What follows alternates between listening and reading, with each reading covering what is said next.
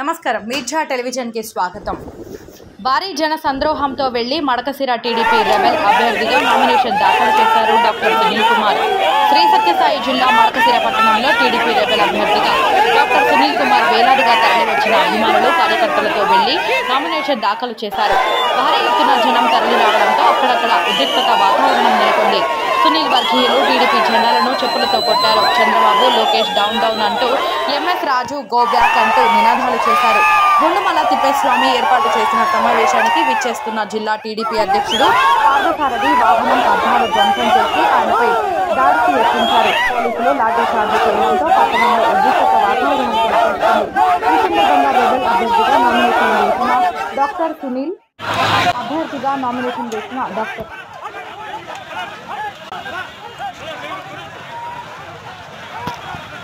అభ్యర్థిగా నామినేషన్ వేసిన డాక్టర్ సునీల్ కుమార్ మాట్లాడుతూ పార్టీని ఎంతో నమ్ముకున్నాను, అయినా కూడా నాకు ద్రోహం చేసింది కావున నేను మడకశిర ఎమ్మెల్యే రెబెల్ అభ్యర్థిగా నామినేషన్ వేయడానికి వెనకడుగు వేయలేదు। ఇది గుండుమలకి సింగనమలకు మడకశిరకి జరుగుతున్న యుద్ధం। ఈ యుద్ధంలో మడకశిర ఖచ్చితంగా గెలుస్తుంది, నేను గెలుస్తానని ధీమా వ్యక్తం చేశారు। పార్టీ మీద నమ్మకంతో అప్పులు చేసి మరీ ఖర్చులు పెట్టుకున్నాను। 20 సంవత్సరాలుగా పార్టీ కోసం కష్టపడ్డాము।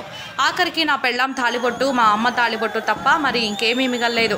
ఇప్పటికైనా నారా చంద్రబాబు నాయుడు లోకేష్ అన్న పునరాలోచన చేస్తే బాగుంటుంది, లేకపోతే మడకశిర రెబెల్ అభ్యర్థిగా ఖచ్చితంగా పోటీలో నిలుస్తాను। లోకల్ అభ్యర్థిగా మడకశిర ప్రజలు నన్ను గెలిపిస్తారనే నమ్మకం ఉంది। చివరికి ధర్మమే గెలుస్తుందని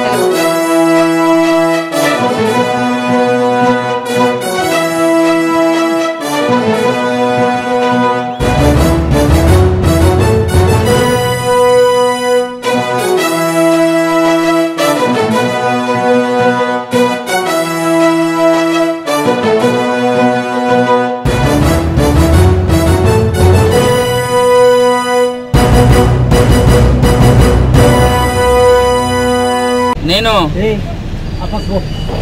టీడీపీ రెబెల్ స్వతంత్ర అభ్యర్థిగా మరొక సెట్ నామినేషన్ దాఖలు చేయడం జరిగింది। ఇందాకే నామినేషన్ వేసి బయటకు వచ్చాను। తప్పకుండా మడకశిర ప్రజల మద్దతుతో నేను మడకశిర అభ్యర్థిగా విజయం సాధించబోతున్నాను। ఇది